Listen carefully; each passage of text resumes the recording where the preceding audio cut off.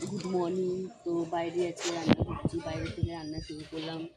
ওই দিক দিয়ে যেহেতু হাওয়া আসবে বলে মেয়ের হচ্ছে ক্যারাম বোর্ডটা ছিল ছোটোবেলায়, সেই ক্যারাম বোর্ডটা এখন মেয়ে খেলে না, পড়াশোনা করে চাতায় খেলা হয় না, ওই জন্য ওইটা দিয়ে নিলাম এখানে।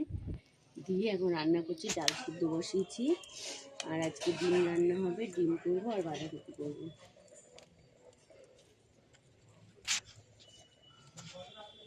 বাঁধাকপি সব সবজি কিছু করে সবজি দিয়ে বাঁধাকপি করে না নামালাম। এখন হচ্ছে ডিম টুক করবো, করলে হয়ে যাবে, ডাল হয়ে গেছে, আর ডিমটা করবো।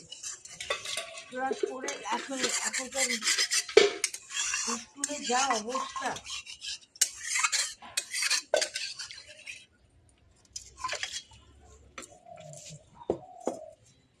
আমি আমার মেয়ে যদি ভালো না, এই যে কলের অবস্থা কি দেখো, জল পড়ছে না, এইভাবে কাজ করছি সকাল দিয়ে, কোনো রকম ভাবে ওটার বলে পাইপ ফুটে গেছে, ওর জন্য প্রবলেম হচ্ছে, ওর জন্য জল পড়ছে না, কোনো রকম কাজ করতে হচ্ছে। আমাদের ফেসটা কোনো পুকুর টুকুর নেই যে সেখানে যে কাজ করবো, সবার বাড়িতে এরকম, কারো বাড়িতে যে টেনে আনবো তারও উপায় নেই।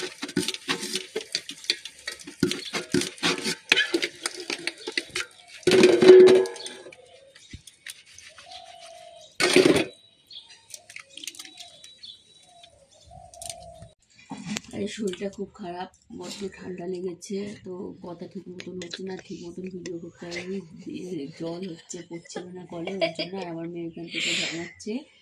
আমি আজকে রান্না করেছি, বেগুন ভাজা করেছি, আর এই যে সব সবজি দিয়ে তরকারি করেছি, তার মধ্যে একটুখানি ওই বাঁধাকপি ছিল, কেটে দিয়ে ধুয়েছি। আর ডিম যে হাফ করে রান্না করেছি, আর এই তেঁতুল দিয়ে ডাল করেছি, টক ডাল করেছি তেঁতুল দিয়ে। এই যে তেঁতুল, তেঁতুল দিয়ে টক ডাল করেছি।